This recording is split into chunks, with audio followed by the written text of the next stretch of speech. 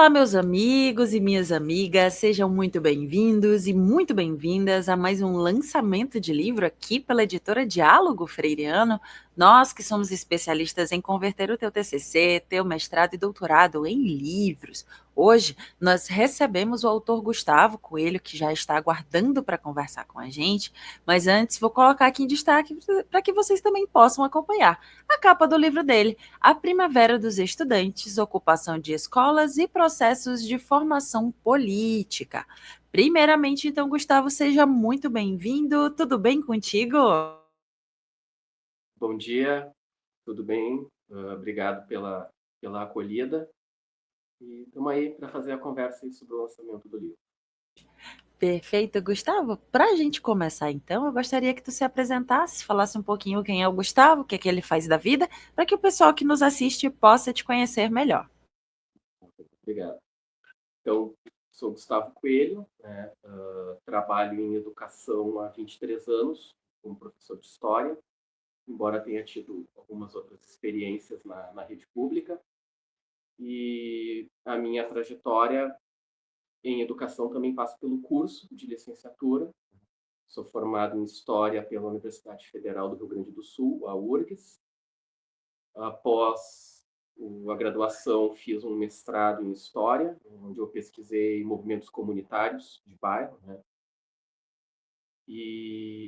Mas desde a metade da graduação eu já trabalhava em educação, então tinha essa experiência em paralelo. E assim que eu termino o mestrado ali por 2009, eu dei um foco no trabalho, né? A experiência de trabalhar em educação, o pessoal que trabalha em educação sabe muito bem, vai nos trazendo vários dilemas, vários desafios, e isso foi mudando um pouco a minha trajetória de interesse de pesquisa. Ali por 2012, eu fiz um curso de extensão na psicologia da URGS, que tratava sobre o trabalho em educação e a garantia de direitos. Então, era um curso que transitava pela educação em direitos humanos.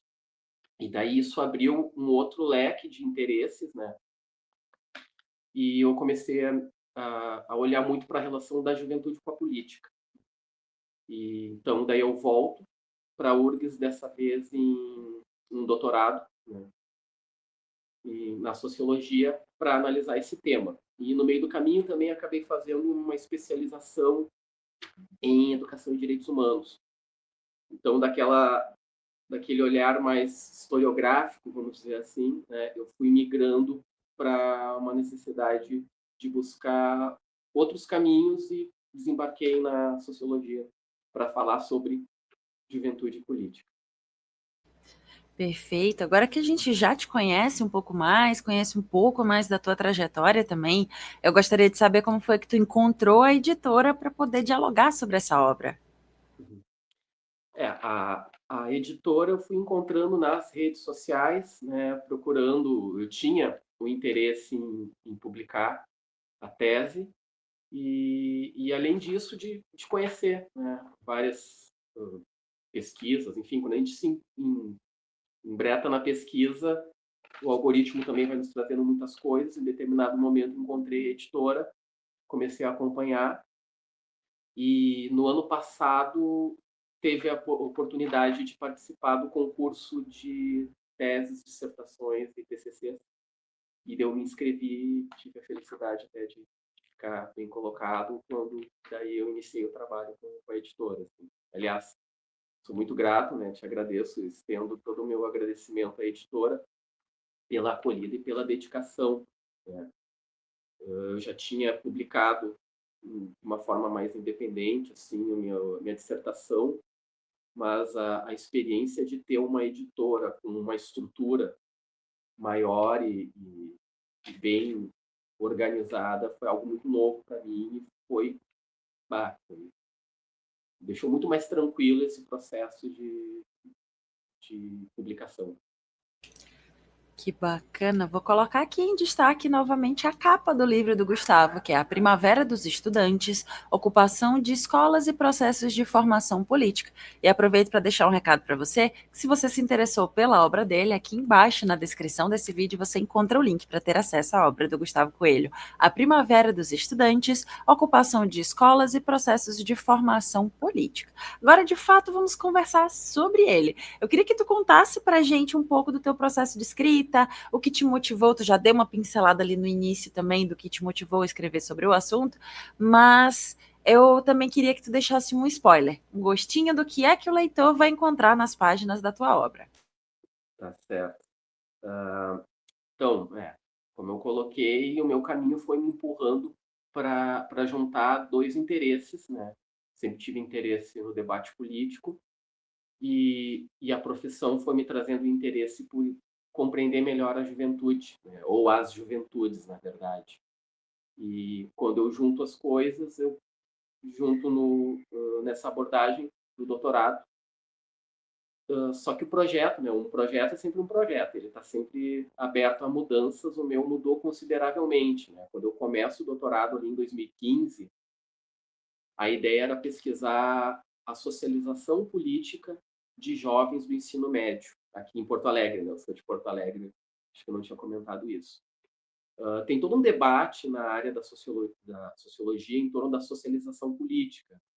E as pessoas, elas estão se socializando, estão construindo as suas noções e seus conceitos políticos ao longo de toda a vida. Mas daí eu queria analisar esse processo em relação à juventude, que para pesquisas no Brasil ainda tinha um bom espaço para entrar nesse tema. E eu começo a pesquisa, né, em 2015, e em 2016 essa pesquisa é meio que ocupada pelas ocupações de escola, né? Foi um movimento que, aliás, está completando 10 anos esse ano, né? Em que, seguindo o exemplo de São Paulo, que foi de 2015 e 2016, bem agora no mês de maio de 2016, várias escolas, né, no Rio Grande do Sul, cerca de 150 escolas foram ocupadas, né, escolas secundaristas, né, de ensino médio, mas algumas também de ensino fundamental, num movimento em que os jovens estavam, enfim, tensionando limites e com uma série de reivindicações que passavam pela qualidade da educação pública, né, da educação básica, mas sobretudo da educação pública.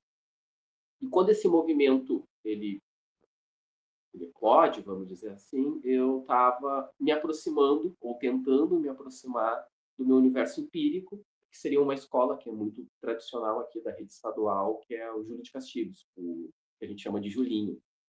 E o Julinho é ocupado pelos estudantes bom, a minha pesquisa ela muda, ela continua sendo uma pesquisa sobre socialização, mas ela vai olhar sobretudo para esse evento, né? E, assim, muito rapidamente, para situar, né, quem possa se interessar, tem um debate em torno da socialização política, que é o das agências socializadoras, que seriam, geralmente a gente trata como espaços onde os indivíduos vão desenvolvendo experiências que moldam ou ajudam a moldar a sua percepção da política. A gente vai construindo a nossa percepção da política a partir das experiências nesses espaços. Os mais tradicionais são a família e a escola. Uma coisa que não era muito discutida, e daí eu tentei entrar a partir do momento das ocupações, são como eventos, como acontecimentos determinados podem moldar essa nossa socialização política. E as ocupações apareceram como um evento intenso, um evento central na política naquele momento, né?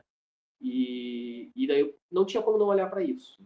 Daí cheguei na escola, conversei com os estudantes, eles abriram a porta, me acolheram e daí a pesquisa se desenvolve. Que bacana. Fica então o convite à leitura da obra do Gustavo, A Primavera dos Estudantes, Ocupação de Escolas e Processos de Formação Política.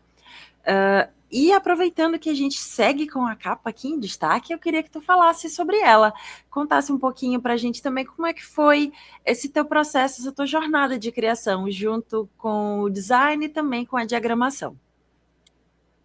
Sim, como eu falei, né, a editora me acolheu de uma forma muito organizada e foi me guiando por todos os momentos, né?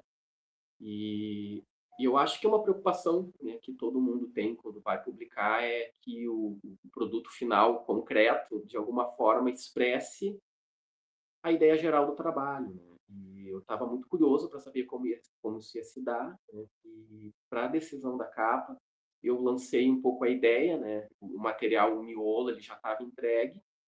E, e a Primavera dos Estudantes é o título da própria tese, faz referência a uma expressão que é relativamente comum na história.